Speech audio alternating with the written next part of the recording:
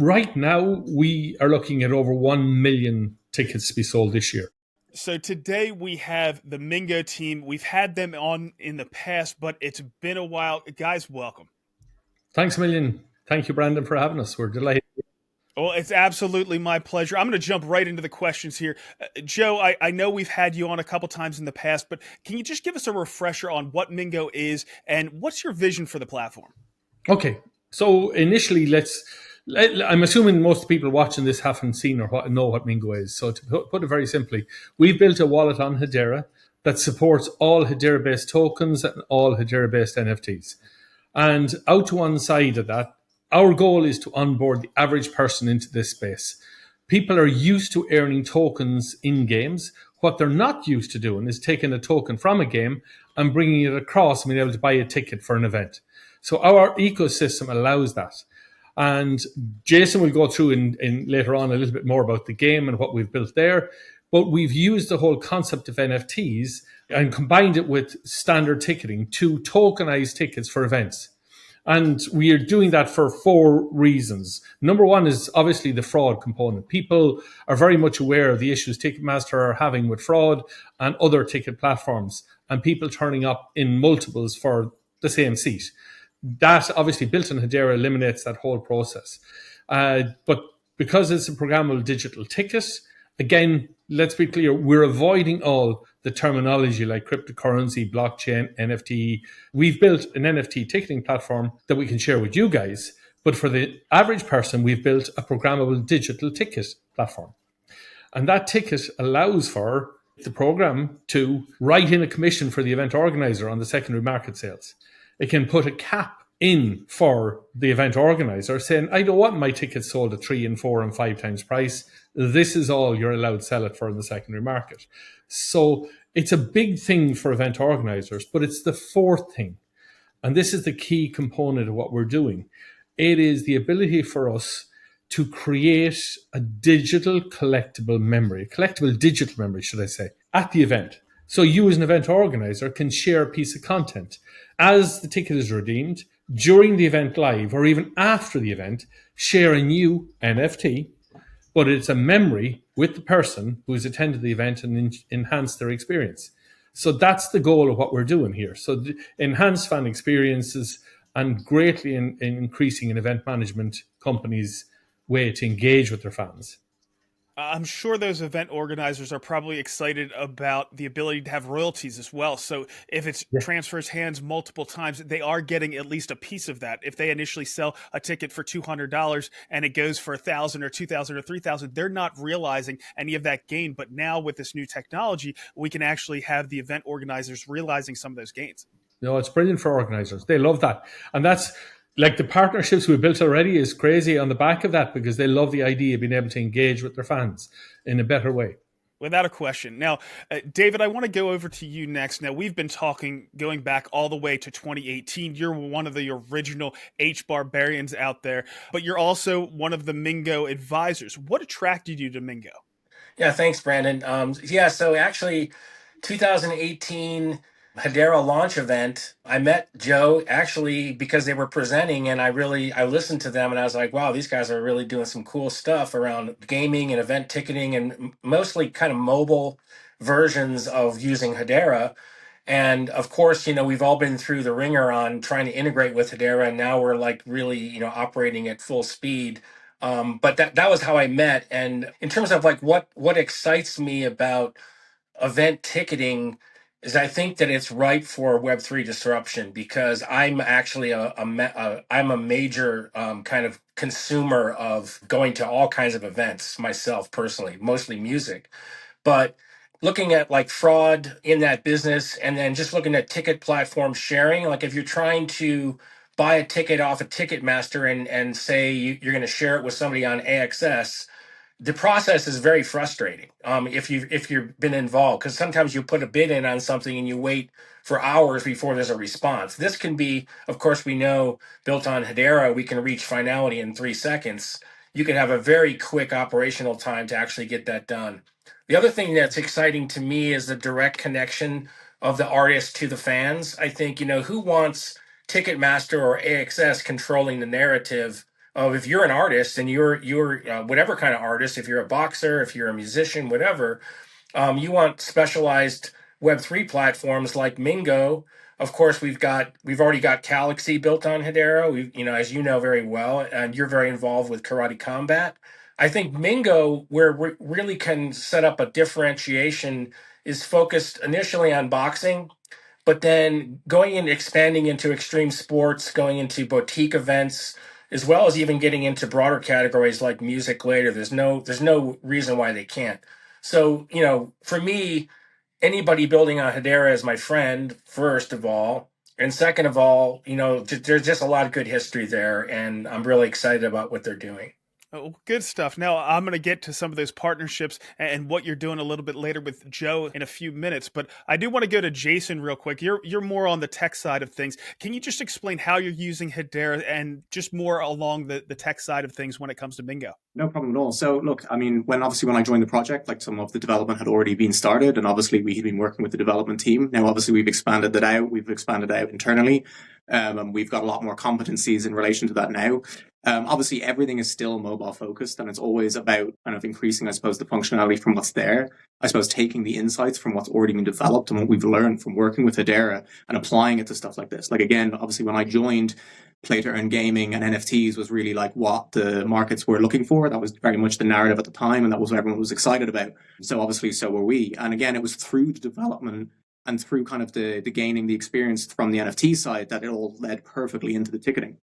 So again, we're staying mobile focused. We're keeping everything like in the app. The whole point is to make it super simple. Like, as it's been mentioned before, we're not necessarily looking to, cannibalize existing Web3 audiences. Like, this is very much about going mainstream. Obviously, again, I was super interested in anything that would bring crypto mainstream, which was obviously with the initial focus on the gaming. But this is where the NFT ticketing is just like perfect, because the market fit and the audience is so wide. It's the narrative that everyone has been calling for, and no one has really managed to achieve it or lock it down. And I think with the partnerships and everything that we have in play, we're really, really in a good place for that. I'm bringing it back with the tech. I mean, sometimes people are like, oh, you're doing gaming, you're doing NFTs, you're doing this. And it's like, look, Mingo and the Mingo app, it is like an access point to entertainment, and the different verticals that we're applying the tech that we've developed to. It's all about feeding people into our ecosystem. So again, we're bringing in the normals from the ticketing. They essentially are told, look, go to mingo.com, get your tickets. There's no way about that. But now once we have you in there, we're now providing you different things, different like sticky things that keep you in the app and kind of funnel you through. So again, you've gone to your concert, you've got your fees back in Mingo. What I'm going to do with this? Oh, well, here's a game. Here's Astro cards. Here's something really, really interesting over here. Send them across. And I think in terms of, genuinely driving real adoption, I mean, if you've taken a person who's never used a Web3 app before in their life, and we've brought them the whole way through that process and into a Web3 game, I mean, as far as I'm concerned on my end, I feel like we've kind of achieved what we're looking to do in terms of adoption. So again, we obviously have a bunch of features that are coming out for the ticketing side of the business, and that will continue to happen. But then we also have Astro Cards, which is actually currently live right now, which is actually our first play to earn game. So that's a battle royale style carding game. It's really, really fun. It's all based on casual gaming. Again, that was very much kind of my thinking is, look, we're not here trying to develop the next AAA game. That's not what we want to do. We want to create kind of fun experiences that people can dip in and out of. It's browser based. It's not like you need a special gaming machine or you need anything like this. It's very accessible to all audiences. So again, that's where the focus is coming from the tech. It's like, let's keep it simple. Let's keep it mainstream, and let's figure out ways to use what we've developed to bring in a mainstream audience. So I don't necessarily think of ticketing and gaming as going together. How do you bring those two things together with your app? Well, see, this is the exact thing. So again, obviously through the UI, it's nice and simple, and it's very accessible through the wallet. Again, being a traditional, I suppose, native crypto user, I'm very familiar with, the MetaMasks, the browser-based hash packs, the having to, connect your, you've got to go through a browser, you've got to connect here, you've got to go here, you've got to go to a DApp, you got to move stuff here, and it's fine for people that are used to it, but it's a bit convoluted for, I suppose, everyday adoption. So again, that's where having a nice streamlined UI, having everything down in the taskbar, having everything there that people can access it's all the stuff that you're looking for. And again, as I said, the way that the ticketing and the gaming is kind of working, or the way that we're kind of thinking, is that these verticals are just leveraging the same sort of technology that we've developed from, NFT launch pads, from the gaming side of things. It's all the same tech, but then by bringing it together in this one app, and then again, using that to bring people through, you are getting like a traditional audience that doesn't actually even know that they're using a Web3 app. And now all of a sudden, within a week or 2 weeks, they're now actually playing a play to earn game. They're earning tokens, they're swapping coins, and it's all just done through a nice, simple in-app mobile UI. And some of those tokens that you're earning, will that allow you to have like discounts or things like that on real world tickets? The tokens you're earning is Mingo. They're earning token, the Mingo coin, in the game, and then they can come across and get early access to tickets or buy the tickets with the coin over the coming months. Perfect. Fully understood now. Now, Joe, I want to dive into, Jason was talking about some of those partnerships. Can you get into that and maybe some of your other features or anything else you might want to cover? Well, I suppose the key here for us is that people are aware. You mentioned at the start that we were looking at onboarding the average person. The people who have been around crypto for a long time, as Jason said, they're used to having these glitches and blockages and still working their way through because of the speculative nature of what they're trying to get involved in. We're very much focused on utility rather than speculation. So people who buy our coin are buying the coin because they want to get early access to the David Cohen concert and they want to get the tickets ahead of time. You know what I mean? That's what they want. And so they're buying the coin to get early access. It's like almost like a membership coin, for want of a better word. If you wait 2 days, you can get the tickets, but holders will get the tickets early, or you might get ringside seats, or you might get... So there's loads of incentives to hold the token. The same way in the game, you're holding the token because you're playing in tournaments. And we'll go back to Jason because he'll give you more details on a very exciting tournament we have coming up in the game. But that's the key. And on the back of that partnership thing, we've built out, we're already selling tickets for different companies. We did some events last year. This year, there's crazy number of events lined up already. We've partnered with, the wrong word, we're working with the World Boxing Council. We attended their event in Germany, the annual general convention, and we presented to their promoters our ticketing platform. And on the back of that, we've got events coming up in Kazakhstan, in Nigeria, in the US, in the UK, and many more to come already with different promoters. We're working with an organization called Nuka MMA. Nuka MMA are the governing body for mixed martial arts for the colleges in the US, founded by Conor McGregor's coach, or co-founded. And we're doing events in the US this year in the colleges for mixed martial arts with Nuka. We're working in Thailand with an organization called Fight Circus, and these guys are nuts. But they've done crazy events, and even over the weekend they had an event. They have where two guys get in a t-shirt together and beat the heads of each other. They've done the telephone kiosk fighting. They've done everything you can imagine. But we're working with those guys in particular, not so much for their ticketing, but a very interesting proposal they put to us. Could we tip the fighters? So scan a QR code for a fighter and send a Mingo coin because you thought he did well, or he got his butt kicked, whatever. But these are some of the things that we have coming with them. Then we're working with them to do that. We're working with Comic-Con Ireland. If you're familiar with Comic-Con, the whole gaming, yeah. So they have 4 events coming up in Ireland. We have them organised. The first event is going to be announced, I think, early next week. And we'll have those tickets will be going up for sale. An organisation called Plush Boxing. We are working with WBC Muay Thai, specifically their Muay Thai arm, and we're working with their team in Italy and several other countries already to arrange events this year. So that's all coming. And then obviously we're working, as people probably are aware, working with Tyson Fury and his promotion company, Gold Star Promotions. They manage all the boxing events out of Saudi Arabia. So we have a lot of stuff, really exciting things happening this year. Joe, you mentioned kind of the scale, and I want to get back to that. You know, how many tickets you expect to sell, how many app downloads you expect. But I do want to go back to Jason. You mentioned that tournament there. I just want some more details around that. Yeah, so again, look, AstroKarts, we have the beta live currently. So on astrokarts.com, you can actually log on and play. And actually in the app right now, we're selling tickets for what we're calling the Genesis Gauntlet. This will be it's basically our kind of our beta tournament. There'll be 1,000 people that can play, and we have lots of prizes and stuff up for grabs. That's going to happen on Feb 28th.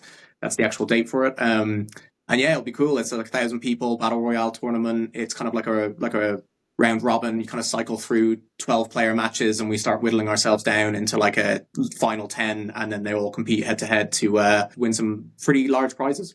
All right, I'll check it out. Now, Joe, I want to get back to the impact to Hedera. What does the scale look like? How many NFTs are you talking about for these tickets? And how many times do you think we're going to get accounts created through Mingo? Well, right now, we are looking at over 1 million tickets to be sold this year. Right now. That's before we can start really getting out into the Hedera community and making people aware out there that what we've got. By just kind of, how would I say, fostering the current relationships we have and nurturing them, that's what we're sitting on. We're sitting on over 1 million tickets this year. We want, and obviously talking with yourself, Brandon, will bring people in the Hedera community much more aware of what Mingo is. And if they have events coming up, whether it's a Hedera meetup, anything like that, where we can do the ticketing to show people for the functionality of it, create kind of collectible NFT memories for attending events, anything that can enhance kind of the overall Hedera community by sharing what we do. Well, I think it's a perfect opportunity. We have HederaCon coming up. That's going to be out in Denver. Maybe I can put you in contact with what's going on there, just to get people, as you said, familiar with what's going on. But guys, thank you so much for coming on today and explaining everything you have going on at Mingo. I'm excited about what I'm hearing, and it sounds like you're going to have a pretty big impact on the Hedera network. So again, thanks for hopping on. Thank you very much, Brandon. Thanks, Brandon. I'm now posting these interviews of Hedera builders independently to my channel. The community, influencers, and media outlets are free to use this content to spread the word on what's being built on Hedera. Once they're all uploaded, you'll be able to go to my channel and search for whatever topic or team you're interested in to find more information. Or you'll be able to get the most recent Hedera news by watching the latest HBAR weekly update. So check them out.